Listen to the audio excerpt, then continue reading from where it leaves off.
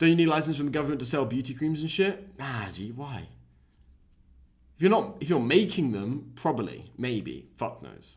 But if you're just selling them, you're just shipping them, it doesn't matter. Bro, don't worry about licenses, guys. Make money first, then worry about licenses, okay? Like, I'll tell you this right now. I definitely shouldn't say this. Actually. Nah, fuck it. Bro, if anyone from the Trading Standards is watching, I fucking hate you. And you are the most useless fucking beings in the world.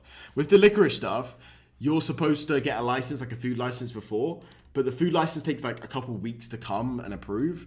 So basically we were doing everything correctly, wearing hairnets, wearing gloves, wearing aprons, wearing like proper antiseptic wipes, proper skate, like everything we were doing proper, but we didn't apply for the license. Well, we didn't get the license for like a few weeks, but we still started selling immediately.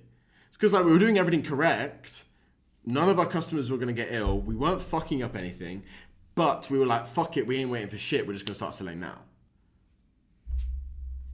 Just start, bro. Super quick interruption. After you finish watching this video right here, go check out the video that's the top link in the description, where I detail exactly how I made over £200,000 from Etsy dropshipping in just 3 months. Go check it out, but watch this video first.